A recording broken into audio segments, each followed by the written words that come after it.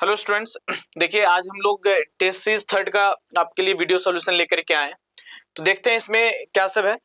जो पहला क्वेश्चन है 51 नंबर क्वेश्चन। 51 नंबर क्वेश्चन में आपको बोला गया है कि delta H and del U के बीच में आपको डिफरेंस पूछा जा रहा है और रिएक्शन जो हो रहा है 1 मोल पेंटेन का कंबशन करवाया जा रहा है। पेंटेन आप समझते हो, पेंटेन क्या होता है C5H12। फिजिकल स्टेटस का क्या होगा, लिक्विड। कंबशन का मतलब क्या होता है, burning in presence of oxygen या फिर एयर। तो O2 का फिजिकल स्टेट हो गया गैस और ये क्या बनाएगा, CO2 gas plus H2O liquid. इसे आप बैलेंस भी कर लीजिए। अगर आप इसको बैलेंस कीजिएगा तो यहाँ पे आप देख रहे हो कार्बन 5 है तो यहाँ पे कितना हो जाएगा 5CO2। हाइड्रोजन 12 है तो हाइड्रोजन भी कितना हो गया, यहाँ पे 6 लगा दीजिए, 12 हाइड्रोजन हो गया। ऑक्सीजन को अगर आप बैलेंस करोगे तो यहाँ पे ऑक्सीजन हो गया 10 और ऑक्सीजन यहाँ पे 6, तो टोटल 16 ऑक्सीजन हो गया। तो टोटल ऑक्सीजन कितना हो गया 8। तो आपको डेल्टा एच और डेल्टा यू में अगर डिफरेंस कैलकुलेट करना है तो बेसिकली आपको यूज करना पड़ेगा एक इक्वेशन होता है डेल्टा एच और डेल्टा यू का, del H equals to del U plus del N G R T. तो del H minus del U equal to कितना हो जाएगा, del N G R T. तो डेल्टा एच और डेल यू में आपको डिफरेंस कैलकुलेट करना है तो और आर टी के ही टर्म में ऑप्शन भी दिया हो तो बस डेल एन जी की वैल्यू कैलकुलेट करना है। डेल एन जी क्या हो जाएगा, number of gaseous moles of product. तो प्रोडक्ट में गैसियस मोल्स कितना 5 माइनस ऑक्सीजन, इधर रिएक्टेंट में गैसियस मोल्स कितना है 8, तो 5 माइनस 8 कितना हो गया -3। तो वैल्यू कितना हो जाएगा, del H minus del U कितना हो गया -3 आर टी। -3 आर टी मतलब आपका ये आंसर सेकंड सही है। ठीक है, फिर देखते हैं नेक्स्ट क्वेश्चन में। देखिए क्या बताया गया है, the standard molar heat formation of ethane. यहाँ पे इथेन CO2 और H2O लिक्विड का स्टैंडर्ड मोलर हीट फॉर्मेशन दिया गया। Delta H formation, delta H formation दिया हुआ है, डेल्टा एच फॉर्मेशन दिया हुआ है। इथेन का दिया हुआ सबसे पहले, इथेन हो गया आपका C2H6, इसका वैल्यू दिया हुआ है -21.1। CO2 का दिया हुआ है, CO2 का दिया हुआ -94.1 और H2O लिक्विड का भी दिया हुआ आपको, H2O कितना दिया हुआ -68.3 किलो कैलोरी में दिया हुआ। तो पूछा गया है standard molar heat combustion of ethane. तो सबसे पहले इथेन का हम कंबशन करवाते हैं। इथेन का कंबशन करवाइएगा, ये हो जाएगा C2H6। फिजिकल स्टेट इसका गैस होगा, कंबशन के मतलब रिएक्शन विथ ऑक्सीजन, और यहाँ पे क्या बनेगा CO2 gas plus H2O liquid. अगर इसको आप बैलेंस कीजिएगा तो कार्बन यहाँ पे 2 है तो कार्बन इस साइड भी कितना हो जाएगा 2 हो जाएगा, और हाइड्रोजन यहाँ पे 6 है, हाइड्रोजन भी 6 हो गया। तो ऑक्सीजन को बैलेंस कर लीजिए, 4 और 3 7, तो ऑक्सीजन कितना हो गया 7/2। तो यहाँ पे इस रिएक्शन के लिए आपको बोला गया है कि स्टैंडर्ड मोलर हीट कंबशन, इसके लिए आपको कंबशन कैलकुलेट करना है। तो देखो इस रिएक्शन में ये कंबशन रिएक्शन है तो इसके लिए जो चेंज इन इंथैल्पी का जो वैल्यू होगा, चेंज इन इंथैल्पी का जो वैल्यू होगा वही आपका क्या कहलाएगा, चेंज इन इंथैल्पी का जो वैल्यू होगा वही इस रिएक्शन का क्या कहलाएगा, इंथैल्पी ऑफ कंबशन कहलाएगा। क्योंकि ये रिएक्शन कंबशन है तो इस प्रॉपर रिएक्शन के अंदर, इस रिएक्शन के अंदर जो चेंज इन इंथैल्पी होगा that will be known as enthalpy of combustion of C2H6। तो हम इसकी इंथैल्पी को कैसे कैलकुलेट करेंगे, तो इसके इंथैल्पी को कैलकुलेट करने के लिए आपको जो डेटा दिया गया है वो इंथैल्पी ऑफ फॉर्मेशन का डेटा दिया गया है। तो आप फॉर्मूला लगाइएगा, sum of number of product into enthalpy of standard enthalpy of formation of product minus sum of number of reactant into enthalpy of formation of standard enthalpy of formation of reactant। तो product में आप देखिए ध्यान से, product में क्या सब है, प्रोडक्ट में है H2O तो कितना हो जाएगा 3 into enthalpy of formation of H2O। H2O कितना दे दिया गया है -63.3, फिर क्या आ जाएगा प्लस 2 इंटू CO2। CO2 का इंथैल्पी ऑफ फॉर्मेशन कितना दिया गया है -94.1। तो ये तो हो गया आपका प्रोडक्ट का। अब हम बात करते हैं रिएक्टेंट का। तो रिएक्टेंट में क्या है, रिएक्टेंट में है C2H6। C2H6 का इंथैल्पी ऑफ फॉर्मेशन कितना दिया हुआ है -21.1, अब प्लस फिर क्या आ जाएगा O2 का, और O2 का यहाँ पे वैल्यू नहीं दिया हुआ है लेकिन आपको मालूम है कि standard enthalpy of formation elemental, अगर कोई एलिमेंट अपने स्टैंडर्ड स्टेट में प्रेजेंट है तो उसकी वैल्यू कितना होगा 0। तो यहाँ पे O2 के लिए वैल्यू कितना हो जाएगा 0। अब बस आप इसको कैलकुलेट कर लीजिए। इसको आप कैलकुलेट करने के बाद आपका फाइनल आंसर आ जाएगा। अगर आप इसको कैलकुलेट कीजिएगा इसका आंसर आएगा आपके लिए इसका आंसर आ जाएगा आपको -372 किलो कैलोरी। तो इस हिसाब से आप इसको सॉल्व कर, इसका आंसर हो गया फर्स्ट। नेक्स्ट क्वेश्चन पे आते हैं। नेक्स्ट क्वेश्चन में आपको बोला गया है कि the standard molar enthalpy of formation of CO2 is equal to standard molar enthalpy of formation of CO2।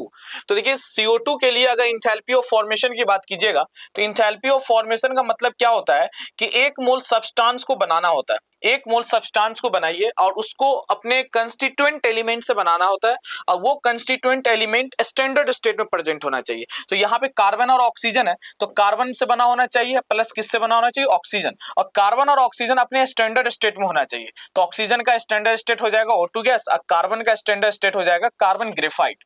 तो देखते हैं इसके बारे में क्या सब स्टेटमेंट दिया हुआ है। पहला स्टेटमेंट दिया हुआ है standard molar enthalpy of combustion of carbon diamond. अगर इस रिएक्शन को अगर आप चाहो तो ये भी बोल सकते हो कि that is the combustion of carbon graphite, ना कि कार्बन डायमंड। तो अगर आप इसका लास्ट ऑप्शन देखिए standard molar enthalpy of combustion of carbon graphite, तो ये स्टेटमेंट इसके लिए सही है कि ये रिएक्शन को दो तरीके से डिफाइन कर सकते हैं। इस रिएक्शन में जो चेंज इन इंथैल्पी होगा उस चेंज इन इंथैल्पी को हम ये भी बोल सकते हैं enthalpy of formation of CO2 और ये भी बोल सकते हैं enthalpy of combustion of carbon graphite. तो इसका आंसर हो जाएगा 4। नेक्स्ट क्वेश्चन पे आते हैं। The amount of heat measured for a reaction bomb calorimeter. देखो बॉम्ब कैलोरीमीटर एक डिवाइस होता है जिसके अंदर हम कंबशन रिएक्शन करवाते हैं और बॉम्ब कैलोरीमीटर कांस्टेंट प्रेशर पे काम करता है। तो कांस्टेंट वॉल्यूम पे काम करता है और कांस्टेंट वॉल्यूम पे जो हीट का एक्सचेंज होता है that is change in internal energy के बराबर।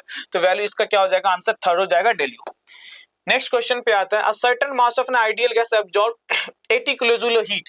देखिए 80 किलोजूल हीट एब्जॉर्ब कर रहा है तो मतलब Q का वैल्यू कितना हो गया, प्लस 80 किलोजूल। आपसे बोला जाए expanded from 2 litre to 20 litre at constant pressure of 1 bar. तो इसमें वर्क डन कितना हो जाएगा, वर्क डन हो गया -P external into V2 minus V1। तो प्रेशर एक्सटर्नल आपको कितना दे दिया गया है, 1 बार। प्रेशर एक्सटर्नल दिया गया है 1 बार और V2 की वैल्यू कितना दिया गया है, 2 लीटर से 20 लीटर। तो 20 माइनस 2 कितना हो गया लीटर, तो ये हो जाएगा -18 बार लीटर। और आपको यहाँ पे वैल्यू दिया हुआ किलो जूल में और ये बार लीटर में है, तो इसको भी आपको जूल में कन्वर्ट करना होगा। तो यहाँ पे आप देख सकते हो 1 बार लीटर बराबर दिया हुआ 100 जूल। तो बार लीटर की जगह आप पुट कर सकते हैं 18 इंटू 100 जूल। तो ये वैल्यू कितना हो गया, -1800 जूल, जिसको आप चाहो तो 1.8 किलो जूल भी लिख सकते हैं क्योंकि आपको ऊपर डेटा किस में दिया हुआ है, किलो जूल में डेटा दिया हुआ है। लेकिन अब आपसे क्या पूछा गया है कि What is delta U for this process? तो आप यहाँ पे फर्स्ट लॉ ऑफ थर्मोडायनामिक्स लगाइए। फर्स्ट लॉ ऑफ थर्मोडायनामिक्स क्या बोलता है, del U equals to Q plus W। तो आपको डेल U निकालना है, तो Q की वैल्यू आपको आ गया कितना, +80 और W की वैल्यू कितना आ गया, -1.8, दोनों किलो जूल में है। तो यहाँ पे जो आपका वैल्यू आ जाएगा 18 में से 1.2 माइनस करेंगे तो ये आ जाएगा आपका +78.2 किलो जूल। नेक्स्ट क्वेश्चन पे आते हैं। For the reaction between CO2 and graphite, ये आपको एक रिएक्शन लिख करके दिया गया है। डेल्टा H की वैल्यू दिया हुआ 100 किलो जूल, डेल S की वैल्यू दिया हुआ है 100 जूल पर kelvin. The reaction will be spontaneous. देखिए यहाँ पे एक इक्वेशन स्पॉन्टेनियस रिएक्शन के लिए हम बोलते हैं कि गिब्स फ्री एनर्जी का चेंज कितना होगा, लेस देन 0, नेगेटिव होना चाहिए। और डेल्टा G की जो एक फॉर्मूला होता है del G equals to del H minus T del S। तो अगर हम डेल G की वैल्यू अगर इसको स्पॉन्टेनियस बनाना है तो del G should be less than 0 और डेल G का वैल्यू कितना है, del H minus T del S, ये वैल्यू कितना होना चाहिए, लेस देन 0। तो डेल H लेस देन कितना हो जाएगा, T डेल S। तो यहां से हम बोल सकते हैं del H divided by del S less than T। मतलब हम ये बोल सकते हैं कि टेम्परेचर ग्रेटर देन होना चाहिए delta H upon del S। और आपको वैल्यू दिया हुआ है डेल H का, डेल H की वैल्यू दिया हुआ 100 किलो जूल, 100 किलो जूल और डेल S की वैल्यू दिया हुआ, देखो ऊपर 100 किलो जूल है तो आप इसको मल्टीप्लाई कर लीजिए 10 टू द पावर 3 से और नीचे कितना दिया हुआ 100 जूल पर केल्विन। तो ये हो गया 100, तो 100 से 100 कैंसिल। तो टेम्परेचर की वैल्यू कितना होना चाहिए, 10 टू द पावर 3, मतलब टेम्परेचर की वैल्यू 1000 केल्विन से ज्यादा होना चाहिए। तो 1000 केल्विन से ज्यादा आपको यहाँ पे एक ही वैल्यू दिख रहा होगा फोर्थ ऑप्शन में 1100 केल्विन। इसका आंसर कौन सा हो जाएगा, आपका डी ऑप्शन इसका करेक्ट आंसर। नेक्स्ट क्वेश्चन पे आते हैं। Entropy of carbon graphite is more than the carbon diamond. Graphite जो होता है कार्बन ग्रेफाइट कार्बन ग्रेफाइट की जो स्ट्रक्चर होता है वो कुछ इस तरीके का लेयर टाइप स्ट्रक्चर होता है, कुछ इस तरीके का लेयर टाइप स्ट्रक्चर होता है। ये एक लेयर हो गया, इसके नीचे एक और लेयर, कुछ इसी सेम लेयर एक दूसरे के ऊपर लेयर पे लेयर प्लेस किया रहता है, और यहाँ पे एक कार्बन जो है 3 बॉन्ड बना रहा है और एक इलेक्ट्रॉन यहाँ पे फ्री रहता है। इस तरीके से एक इलेक्ट्रॉन यहाँ पे क्या होता है, फ्री होता है। तो यहाँ पे हम जब इंट्रोपी कंपेयर करते हैं तो इंट्रोपी का मतलब होता है डिग्री ऑफ रैंडमनेस। तो रैंडमनेस कहाँ पे ज्यादा है, यहाँ पे अगर देखिएगा ये ग्रेफाइट का स्ट्रक्चर है, जबकि कार्बन डायमंड के स्ट्रक्चर की बात कीजिएगा तो डायमंड में जितने भी कार्बन आइटम होते हैं टेट्राहेड्रली अटैच्ड होते हैं। तो रैंडमनेस हमको ज्यादा यहाँ पे दिख रहा है क्योंकि यहाँ पे एक इलेक्ट्रॉन फ्री भी है, तो इसकी इंट्रोपी ज्यादा होगा, ग्रेफाइट की इंट्रोपी ज्यादा होगा। लेकिन आपके क्वेश्चन में क्या बोला गया, entropy of carbon graphite is more than carbon diamond. Carbon graphite की असर्शन तो सही है, इसका रीजन देखते क्या है, carbon graphite has layered structure while diamond has 3D structure. तो इसका रीजन भी सही है, ये लेयर्ड स्ट्रक्चर है और इसका 3D स्ट्रक्चर है। तो both A and R true and R is the correct explanation. Option इसका कौन सा हो जाएगा, फर्स्ट ऑप्शन हो जाएगा। नेक्स्ट क्वेश्चन पे आते हैं। A gas expanded adiabatically at constant pressure such that, यहाँ पे आपको टेम्परेचर और वॉल्यूम के बीच में रिलेशन दिया हुआ -1/2। तो आपसे पूछा गया है ये और आर लिखा हुआ, आई थिंक यहाँ पे एडियाबेटिक कांस्टेंट जो होता है गामा, उसकी वैल्यू आपसे पूछा जा रहा है। तो देखो टेम्परेचर और वॉल्यूम के टर्म में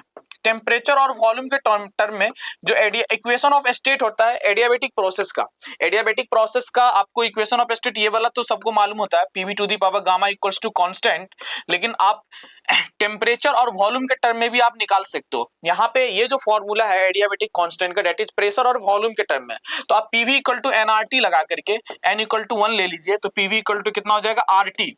तो यहाँ से अगर आप चाहें तो वॉल्यूम और टेम्परेचर के टर्म में कैलकुलेट कर सकते हो। तो प्रेशर की जगह आप वैल्यू पुट कर दीजिए P equals to RT divided by V। तो P की जगह RT बाई V पुट कीजिए, तो यहाँ पे P की जगह आप पुट कर दीजिए RT बाई V और इनटू कितना हो जाएगा, V to the power gamma. तो यहाँ तो R तो कांस्टेंट है, उधर चल जाएगा, और T V ऊपर जाएगा, कितना आ जाएगा, गामा -1 इक्वल टू क्या हो जाएगा, कांस्टेंट। ये इक्वेशन ऑफ स्टेट बन जाएगा। और आपको क्वेश्चन में क्या दिया हुआ है, T directly proportional to V to the power -1/2। तो हम यहाँ पे क्या बोल सकते हैं, T इक्वल टू प्रोपोर्शनलिटी को हटा के एक कांस्टेंट लगा दीजिए, V टू दी पावर कितना आ गया, -1/2। तो यहाँ पे इसको नीचे ले आएंगे, T डिवाइडेड बाय V पे power -1/2 equal to constant. This implies T into V ऊपर चल जाएगा, V to the power 1/2 equal to कितना हो गया, कांस्टेंट। अब इस इक्वेशन को, ये आपकी एक क्वेश्चन में आपको ये इक्वेशन दिया हुआ है, और हमारा टेम्परेचर और वॉल्यूम के टर्म में एडियाबेटिक प्रोसेस का इक्वेशन ऑफ स्टेट क्या होता है ये। तो आप इसको कंपेयर कर लीजिए, गामा -1 की जगह यहाँ पे कितना दिया, 1/2। तो गामा -1 इक्वल टू कितना हो गया, 1/2। तो गामा का वैल्यू कितना हो जाएगा, 1/2 + 1 इक्वल टू कितना हो गया, 3/2। तो आंसर इसका कौन सा हो जाएगा, फोर्थ इसका करेक्ट ऑप्शन हो गया। नेक्स्ट क्वेश्चन पे आते हैं। स्टेटमेंट 1, ऑल इंथैल्पीज, यहां पे आप देख सकते हैं all enthalpies of fusion are positive. देखिए ये स्टेटमेंट गलत है, और the enthalpy change that accompanies melting of 1 gram solid substance at standard state is called as standard. देखो स्टैंडर्ड इंथैल्पी ऑफ फ्यूजन जो हम डिफाइन करते हैं 1 ग्राम के लिए नहीं डिफाइन करते, जबकि बल्कि 1 मोल के लिए डिफाइन करते हैं। तो इसका स्टेटमेंट दोनों आपका फॉल्स स्टेटमेंट है। तो आंसर इसका कौन सा हो जाएगा, both statement 1 and statement 2 are incorrect. तो इसका आंसर हो जाएगा सेकंड। नेक्स्ट क्वेश्चन पे आते हैं। Most stable canonical structure resonating structure को स्टेबिलिटी कंपेयर करने के लिए सबसे पहले रूल लगाता है नंबर ऑफ पाई बॉन्ड्स। तो नंबर ऑफ पाई बॉन्ड जिसमें जितना ज्यादा होगा उसकी स्टेबिलिटी सबसे ज्यादा होगी। तो सबसे ज्यादा स्टेबिलिटी इसमें हो जाएगा थर्ड, का आंसर इसका हो जाएगा थर्ड। नेक्स्ट आते हैं, choose the strongest base among the following. Strongest base कैसे कंपेयर करेंगे, नाइट्रोजन के ऊपर लोन पेयर देखना है, सॉरी नाइट्रोजन के ऊपर इलेक्ट्रॉन डेंसिटी देखना कि चारों ऑप्शन में से जिस नाइट्रोजन के ऊपर इलेक्ट्रॉन की डेंसिटी मैक्सिमम होगा वो स्ट्रॉन्ग बेस कहलाएगा। तो आप यहाँ पे देख सकते हो इस नाइट्रोजन का जो लोन पेयर ये रेजोनेंस में जा रहा है, यहाँ पे नाइट्रोजन का लोन पेयर है ये रेजोनेंस में नहीं जा रहा है, ऐसे लोन पेयर को हम बोलते हैं लोकलाइज्ड। तो ये नाइट्रोजन का जो लोन पेयर रेजोनेंस में जा रहा है तो नाइट्रोजन के ऊपर इलेक्ट्रॉन डेंसिटी डिक्रीज कर रहा है, जबकि ये नाइट्रोजन का लोन पेयर रेजोनेंस में नहीं जा रहा है, इसमें उसके कंपैरिजन में इलेक्ट्रॉन डेंसिटी नाइट्रोजन पे ज्यादा है। फर्स्ट ऑप्शन के कंपैरिजन में तो ये उसमें इलेक्ट्रॉन डेंसिटी नाइट्रोजन पे ज्यादा है। थर्ड ऑप्शन में देख रहे हैं तो यहां पर भी लोन पेयर जो ये भी रेजोनेंस में जा रहा है। चौथे ऑप्शन में अगर आप देखिएगा तो ये अगेन ये लोन पेयर क्या है, लोकलाइज्ड। अब प्लस इसको क्या है, इधर से और इधर से इलेक्ट्रॉन भी मिल रहा है। इस वाले अगर हम फोर्थ ऑप्शन सेकंड ऑप्शन की बात करें तो दोनों के पास लोकलाइज्ड लोन पेयर है, मतलब लोन पेयर कहीं रेजोनेंस वगैरह में जा नहीं रहा। प्लस फोर्थ ऑप्शन में क्या हो रहा है, इसको नाइट्रोजन पे एक्स्ट्रा इलेक्ट्रॉन भी मिल रहा है, जबकि थर्ड में इस वाले ऑप्शन में सेकंड में नाइट्रोजन को कहीं से ऐसा इलेक्ट्रॉन मिल नहीं रहा। तो स्ट्रॉन्गेस्ट बेसिस में कौन सा हो जाएगा, आपका आंसर कौन हो जाएगा, फोर्थ ऑप्शन करेक्ट होगा।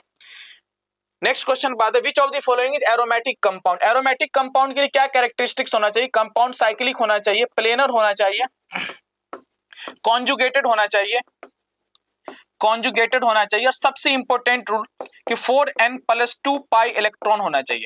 4n+2 पाई इलेक्ट्रॉन होना चाहिए, जिसे हम क्या बोलते हैं, हकल्स रूल। हकल्स रूल को फॉलो करना चाहिए। तो यहाँ पर अगर आप इस ऑप्शन को अगर आप देखिएगा तो यहाँ पे 1 2 3 टोटल कितना है, 6 पाई इलेक्ट्रॉन है। 6 पाई इलेक्ट्रॉन n की जगह आप पुट कीजिए 1 तो कितना हो जाएगा, 6 पाई इलेक्ट्रॉन। इसका आंसर हो जाएगा थर्ड। नेक्स्ट क्वेश्चन पे आते हैं, which among given acid has lowest pKa।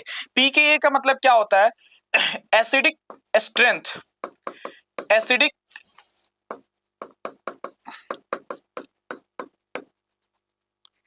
Acidic strength directly proportional होता है Ka वैल्यू और इनवर्सली प्रोपोर्शनल टू होता है pKa वैल्यू। तो आपसे पूछा गया लोएस्ट pKa वैल्यू, तो लोएस्ट pKa वैल्यू उसका होगा जिसकी एसिडिक स्ट्रेंथ सबसे ज्यादा होगा। तो आपको इन चारों में कंपेयर करना है जिसकी एसिडिक स्ट्रेंथ सबसे ज्यादा है। तो पहला ऑप्शन देखते हैं, chloro acetic acid. Acetic acid chloro acetic acid बोलते हैं, CH2Cl C double bond OH। Next है ब्रोमो एसिटिक एसिड, तो CH2Br COOH। फिर है nitro acetic acid, CH2 N double bond O NO2 COH। फिर है साइनो एसिटिक एसिड, तो CH2 CN COH।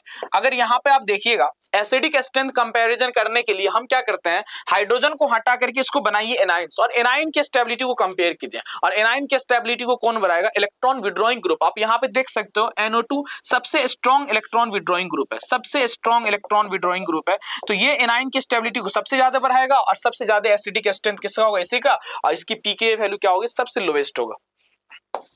Next question पे आता है, among arrange in decreasing order of alpha hydrogen. Alpha hydrogen compare करना, इसमें अल्फा हाइड्रोजन हो गया 2 2 4 और 3 7। अल्फा हाइड्रोजन इक्वल टू यहाँ पे 7 हो जाएगा। यहाँ पे अल्फा हाइड्रोजन हो जाएगा 2 और 2 4 और 2 यहाँ पे कितना हो जाएगा, अल्फा हाइड्रोजन 6 हो जाएगा। यहाँ पे अल्फा हाइड्रोजन कितना हो जाएगा, 2 यहाँ पे 1, यहाँ पे अल्फा हाइड्रोजन यहाँ पे कितना हो गया, 3 हो गया। तो सबसे ज्यादा हो गया किसका, आपको 1 का हो गया, 1 के बाद हो गया 2 और फिर हो गया 3। तो आंसर इसका हो जाएगा फर्स्ट। नेक्स्ट क्वेश्चन पे आता है, decreasing order of basic strength of the following aniline derivative. देखिए सबसे पहली बात, यहाँ पे आप एनिलीन के केस में अगर ऑर्थो डेरिवेटिव अगर दिया जाए तो यहाँ पे SIP इफेक्ट लग जाता है। SIP इफेक्ट क्या होता है कि एनिलीन बेसिक स्ट्रेंथ का मतलब क्या कि ये प्रोटॉन एक्सेप्ट करने की टेंडेंसी, प्रोटॉन एक्सेप्ट करने की टेंडेंसी। तो प्रोटॉन जब आप इसको एक्सेप्ट करवाइएगा, प्रोटॉन जब एक्सेप्ट होगा तो ये क्या बना लेगा, NH2 से क्या बन जाएगा, NH3 प्लस बन जाएगा। लेकिन चूंकि ये यहाँ पे नॉन प्लेनर मॉलिक्यूल्स है, ये भी नॉन प्लेनर मॉलिक्यूल्स है, तो यहाँ पे इफेक्ट लगेगा स्टेरिक इनहिबिशन इन रिपल्सन। तो ये रिएक्शन क्या होता है, रिएक्शन की फॉरवर्ड जाने से ज्यादा बैकवर्ड की स्पीड हो जाती है। और ये हाइड्रोजन को यहाँ से जैसे हाइड्रोजन एक्सेप्ट करेगा, एज फार एज हाइड्रोजन यहाँ से रिलीज भी हो जाएगा। मतलब इसकी बेसिक स्ट्रेंथ तो सबसे कम, ऑर्थो डेरिवेटिव वाले की बेसिक स्ट्रेंथ तो सबसे कम, मतलब क्यू तो सबसे लास्ट में आएगा। और आपके 3 ऑप्शन में से सिर्फ एक ही ऑप्शन ऐसा है जिसमें क्यू लास्ट में, तो इसका आंसर हो जाएगा फर्स्ट। नेक्स्ट क्वेश्चन में आते हैं, enthalpy of combustion of carbon, enthalpy of combustion of carbon to CO2 is -393.5 kilojoule per what amount of heat will release upon formation of 35.2 gram of CO2। तो यहाँ पे आप अगर देख सकते हो कि ये जो वैल्यू दिया हुआ है enthalpy of formation of CO2, ये कितने का दिया हुआ है, 1 मोल। तो 1 मोल का आपको दिया हुआ है डेल्टा H की जो वैल्यू दिया हुआ दैट इज -393.5 किलोजूल। तो आपसे पूछा गया है 35.2 ग्राम का कितना होगा, तो 30 ये आपका हो गया फॉर 1 मोल। 1 मोल के लिए कितना हो गया, -393.5 किलोजूल। और आपसे पूछा गया 35.2, तो 35.2 ग्राम को अगर 44 से डिवाइड करोगे तो इसका मोल्स आ जाएगा। तो इतने मोल्स के लिए 35.2 डिवाइडेड बाय 44 मोल्स के लिए अगर आप कैलकुलेट कीजिएगा तो वैल्यू कितना आ जाएगा, 393.5 ये तो 1 मोल के लिए हो गया, इतने मोल के लिए कैलकुलेट करेंगे तो इसमें मल्टीप्लाई करना पड़ेगा आपको 35.2 डिवाइडेड बाय 44। ये जो वैल्यू आपको दिया किलो जूल में, इसको मल्टीप्लाई कर दीजिए यहां से, इसको मल्टीप्लाई करने के बाद जो भी आपका आंसर आ जाए इसको हम एक बार कैलकुलेट कर लेते हैं।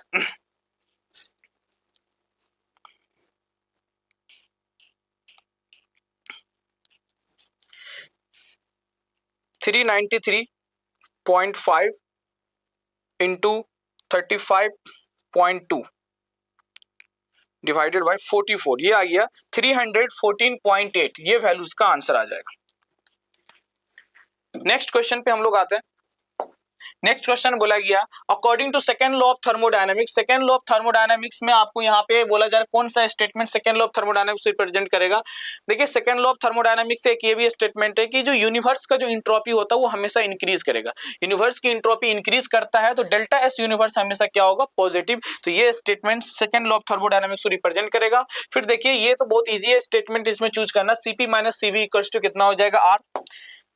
नेक्स्ट में आपसे पूछा गया है resonance which of the following compound is not resonance stabilise. ये रेजोनेंस स्टेबलाइज नहीं है क्योंकि यहाँ पे लोन पेयर और ये डबल बॉन्ड कॉन्जुगेटेड जैसा तो लग रहा होगा, लेकिन ब्रेड्स रूल क्या बोलता है, ब्रेड्स रूल यहाँ पे लगेगा कि ब्रिज पोजीशन पे ये मॉलिक्यूल से ये ब्रिज लोकेशन है तो ये कॉन्जुगेटेड सिस्टम नहीं है, तो यही आपका क्या हो जाएगा, यहाँ पे करेक्ट आंसर हो जाएगा।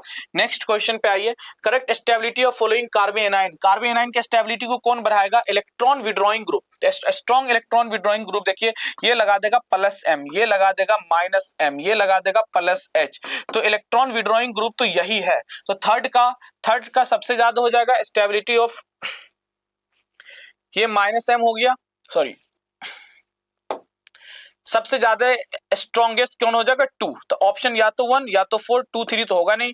उसके बाद हम देखते हैं ये माइनस है, बाकी ये सब तो इलेक्ट्रॉन डोनेटिंग है, ये भी डोनेटिंग है, तो 2 के बाद आ जाएगा 3, तो 2 के बाद 3 आंसर आपका हो जाएगा फर्स्ट। फिर हम आते हैं यहाँ पे arrange the stability of given carbocation. Carbocation electron deficient molecules होता है और इसकी स्टेबिलिटी को कौन बढ़ाएगा, इलेक्ट्रॉन डोनेटिंग ग्रुप। यहाँ पे आप देख सकते हो सब इलेक्ट्रॉन डोनेटिंग है, ये भी प्लस एम लगाएगा, ये भी प्लस एम लगाएगा, ये भी प्लस एम लगाएगा, ये भी प्लस एम लगाएगा, लेकिन प्लस एम पावर सबसे ज्यादा किसका होता है, NH2 का। NH2 की plus M power electron donate करने की टेंडेंसी सबसे ज्यादा है, तो आंसर होगा इसमें थर्ड का सबसे ज्यादा हो जाएगा, आंसर हो जाएगा 2। नेक्स्ट क्वेश्चन पाते हैं 72 में आपसे पूछा गया है चूज द इनकरेक्ट स्टेटमेंट। कौन इसमें ज्यादा, पहला ऑप्शन दिया हुआ है A is more basic than B, A is more basic than B. A का जो लोन पेयर है बेसिक, नाइट्रोजन डेरिवेटिव में अगर आपको बेसिक स्ट्रेंथ कंपैरिजन करना होता है तो आप नाइट्रोजन के ऊपर इलेक्ट्रॉन डेंसिटी देखिए, जिस नाइट्रोजन पे इलेक्ट्रॉन डेंसिटी जितना ज्यादा होगा उसकी बेसिक स्ट्रेंथ उतना ही ज्यादा होगा। और नाइट्रोजन के ऊपर इलेक्ट्रॉन डेंसिटी कब होगा, जब उसका लोन पेयर रेजोनेंस में नहीं जाएगा। अब यहाँ पे देखिए ये नाइट्रोजन कॉन्जुगेटेड में है तो इसका रेजोनेंस लोन पेयर तो रेजोनेंस में जा रहा है, यहाँ पे लोन पेयर रेजोनेंस में नहीं जा रहा है, यहाँ पर भी लोन पेयर रेजोनेंस में जा रहा है, तो बी की A is more basic than B, ये तो स्टेटमेंट गलत हो गया कि यहाँ पे A की बोला जा रहा है बेसिक स्ट्रेंथ, जब B का बेसिक स्ट्रेंथ A से ज्यादा होगा। आपसे पूछा गया इनकरेक्ट, तो इनकरेक्ट तो यही हो गया, स्टेटमेंट पहला ही आपका सही करेक्ट आंसर है। द इंडक्टिव इफेक्ट के बारे में बोला गया है implies the atom is ability to cause bond polarisation, ये बिल्कुल स्टेटमेंट सही है। इंक्रीजेस विद इंक्रीज ऑफ, ये गलत स्टेटमेंट है। इंडक्टिव इफेक्ट डिस्टेंस के साथ डिक्रीज करता है, इसका आंसर हो गया आपका फर्स्ट। नेक्स्ट क्वेश्चन पे हम लोग देखते हैं, इसमें बोला गया for a sample of perfect gas its pressure is changes isothermally from PI to initial pressure to final pressure को, इनिशियल प्रेशर को पीआई से रिप्रेजेंट किया, फाइनल को पीआईएफ से रिप्रेजेंट किया है, तो चेंज इन एंट्रोपी क्या हो जाएगा, आइसोथर्मल पर डेल्टा एस इक्वल्स टू, आपको ये फॉर्मूला आपको याद होगा ln P1 अपॉन P2। तो इनिशियल प्रेशर की जगह पीआई दे दिया, इसके जगह पीएफ दे दिया, तो आप यहाँ पे देखते तो डायरेक्ट फॉर्मूला ही है, सबको याद ही रहता है ये फॉर्मूला। नेक्स्ट क्वेश्चन पे आते हैं, the correct thermodynamic condition for the spontaneous reaction at all temperature. Spontaneous reaction का मतलब क्या होना चाहिए, ये होता है delta gives free energy less than 0, और डेल जी का मतलब क्या है, del G equals to del H minus T del S. तो यहाँ पे आपको डेल जी के वैल्यू निगेटिव चाहिए, तो इसके साथ क्या कंडीशन होना चाहिए कि डेल जी के वैल्यू निगेटिव हो। अगर इसमें पहला ऑप्शन देख सकते हो डेल्टा एच निगेटिव, तो डेल्टा एच निगेटिव, ये टर्म तो निगेटिव हो गया, और डेल एस को पॉजिटिव, तो ये अगर पॉजिटिव कर देते हैं और ये माइनस है तो माइनस प्लस माइनस और ये माइनस, तो ओवरऑल ये क्या हो जाएगा माइनस। तो आपका ये स्टेटमेंट तो फर्स्ट स्टेटमेंट ही सही है। नेक्स्ट क्वेश्चन पे आते हैं, यहाँ पे नंबर ऑफ पाई इलेक्ट्रॉन पूछा गया है, एक पाई बॉन्ड के अंदर 2 इलेक्ट्रॉन हम लोग कंसीडर करते हैं, तो नेप्थिलीन नेप्थलीन का स्ट्रक्चर आपको मालूम होगा, नेप्थलीन हम इसको बोलते हैं। टोटल पाई बॉन्ड कितना हो गया इसके अंदर, 3 2 5 5 पाई बॉन्ड, एक पाई बॉन्ड के अंदर 2 इलेक्ट्रॉन, तो कितना हो जाएगा 10 इलेक्ट्रॉन।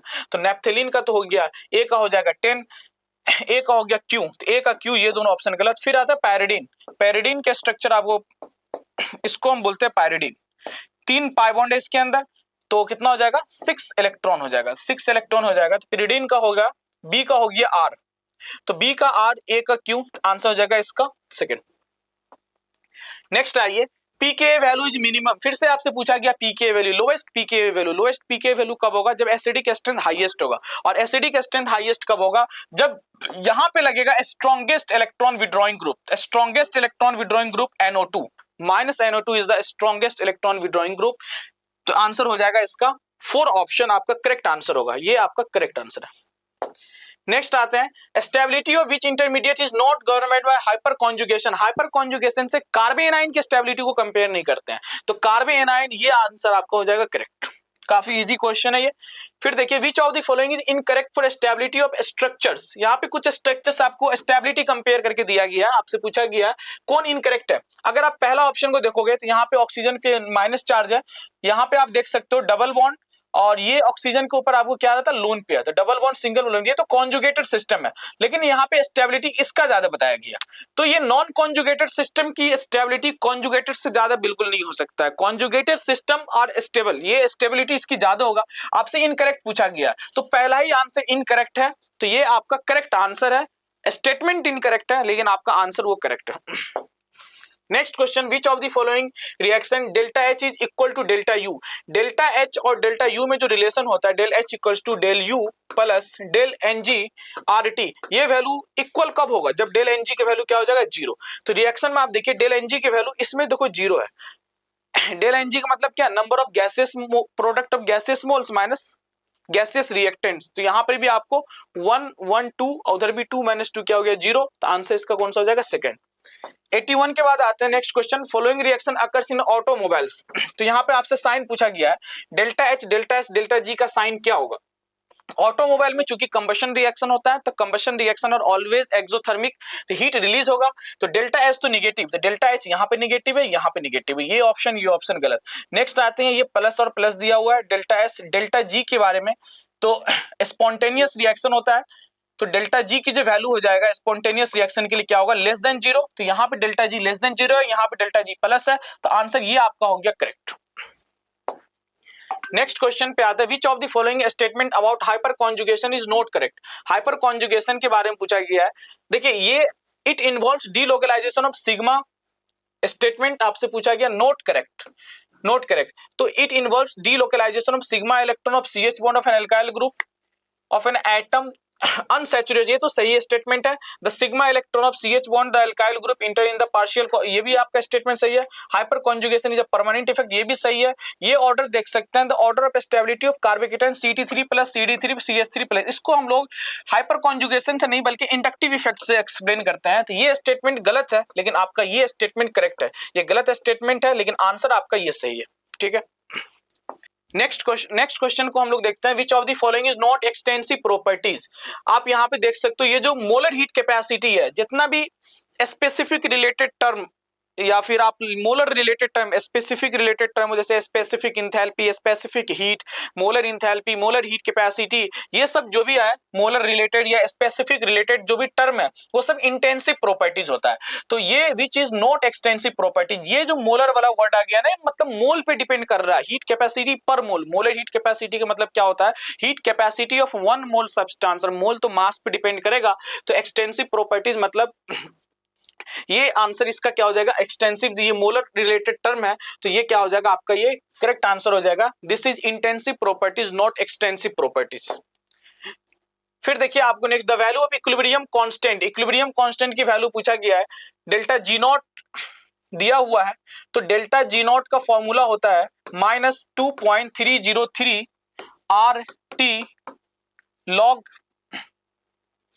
RT log के इक्विलिब्रियम। तो यहां से आपको इक्विलिब्रियम कांस्टेंट की वैल्यू पूछा गया, तो आप यहां से log के इक्विलिब्रियम की वैल्यू अगर कैलकुलेट कीजिएगा तो वैल्यू आ जाएगा delta G not divided by, minus को इधर ले आते हैं, 2.303 RT। तो यहां से डेल्टा जी नॉट की जो वैल्यू दिया हुआ है वो दिया हुआ माइनस 2.303 किलो कैलोरी। तो किलो की जगह हम लोग 1000 ले लेते हैं और कैलोरी में आपको दिया हुआ है तो आर की जगह नीचे भी देखिए 2.303 है तो आर की जगह हम 2 यूज कर लेंगे। टेम्परेचर दे दिया गया 227 मतलब 500 केल्विन। तो ये तो यहाँ से कैंसिल हो जाएगा, 5 2 से कैंसिल होकर 1000 हो गया। तो लॉग के इक्विलिब्रियम का जो वैल्यू हो गया ये इससे कैंसिल हो गया। तो लॉग के इक्विलिब्रियम का वैल्यू कितना हो गया, -1। तो एक सेकंड, यहाँ पे जो आपके दिया गया है डेल्टा जी नॉट की वैल्यू -2.303 दिया गया। तो डेल्टा जी नॉट की वैल्यू हम जो पुट किए माइनस में, तो ये पहले से भी माइनस है तो ये हो जाएगा प्लस। तो यहाँ पे वैल्यू कितना आ जाएगा, +1।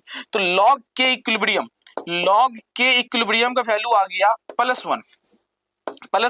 तो के इक्विलिब्रियम की वैल्यू कितना हो जाएगा, 10⁻1 मतलब 10। आंसर कौन सा हो जाएगा इसका, सेकंड।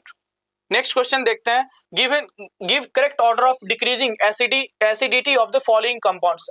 एसिडिक स्ट्रेंथ हम लोग कंपेयर करते हैं, स्टेबिलिटी ऑफ एनाइन के डायरेक्टली प्रोपोर्शनल होगा। आप यहां से हाइड्रोजन को हटा दीजिए, इसको माइनस, जब हाइड्रोजन हटेगा तो माइनस आ जाएगा। और कार्बोक्सिलिक एसिड की एसिडिक स्ट्रेंथ फिनॉल से ज्यादा होता है, तो 1 और 2 तो पहले आएगा, 3 और 4 बाद में आएगा।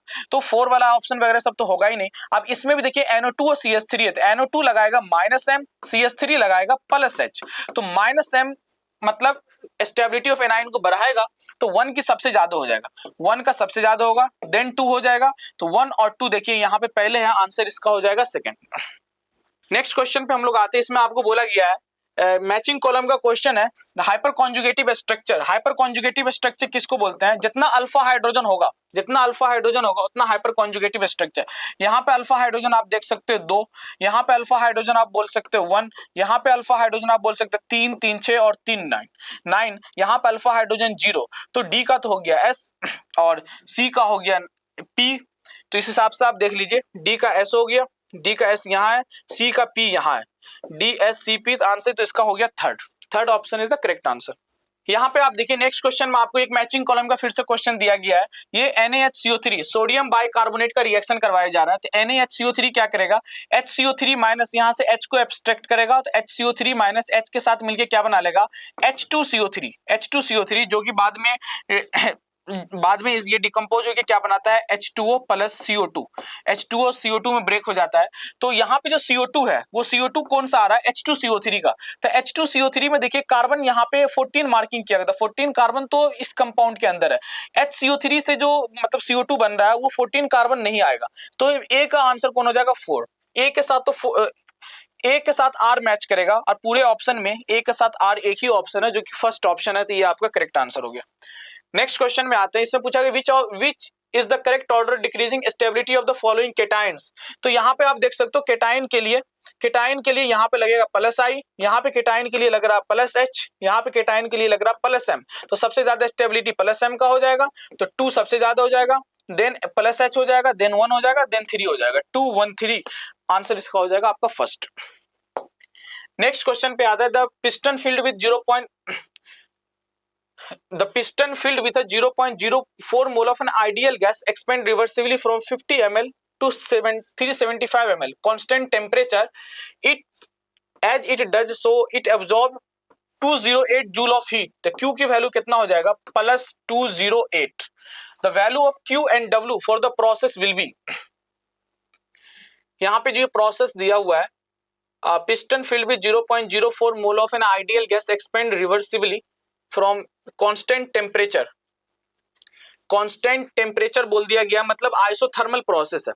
और आइसोथर्मल प्रोसेस में जो डेल यू जो होता है, डेल यू का वैल्यू कितना होता है, NCB delta T। Temperature constant है 0, तो डेल यू का वैल्यू कितना हो गया, 0। तो फर्स्ट लॉ ऑफ थर्मोडायनेमिक्स क्या बोलता है, del U equals to Q plus W। तो डेल यू की वैल्यू अगर आप 0 कर रहे हो तो Q plus W equal to 0, मतलब Q इक्वल टू कितना हो गया, -W। तो मतलब आपसे यहाँ पर अगर वॉइडन अगर कैलकुलेट करेंगे तो Q की वैल्यू तो +208, तो W का वैल्यू कितना हो जाएगा, -208। बस दोनों में साइन का फर्क होगा। इसका ऑप्शन करेक्ट हो जाएगा आपका पहला ऑप्शन। नेक्स्ट क्वेश्चन में देखते हैं, organic reaction which proceed through the heterolytic bond cleavage known as. Heterolytic मतलब क्या होता है, होमोलिटिक मतलब होता है कि जैसे मान लीजिए ये एक बॉन्ड है, ठीक है, एक्स वाई। अगर होमोलिटिक मतलब होता है कि दोनों तरफ इलेक्ट्रॉन का सेम ट्रांसफर होगा, तो इस बॉन्ड के अंदर चूंकि 2 इलेक्ट्रॉन प्रेजेंट है, तो एक इलेक्ट्रॉन इधर आएगा, एक इलेक्ट्रॉन इधर आएगा। लेकिन अगर आप हेट्रोलिटिक करवाते हैं तो बॉन्ड इलेक्ट्रॉन की शिफ्टिंग किसी एक डायरेक्शन में होगा। तो यहां से क्या बनेगा, या तो एक केटायन बनेगा और एक क्या बनेगा, एक एनायन बनेगा। तो केटायन और एनायन आयोनिक रिएक्शन होता है, तो इसका आंसर हो जाएगा आयोनिक रिएक्शन। 1 हेट्रोपोलर, ये तो होगा नहीं, पोलर रिएक्शन 1 3, इसका आंसर 1 2 3, तो पोलर रिएक्शन भी होगा।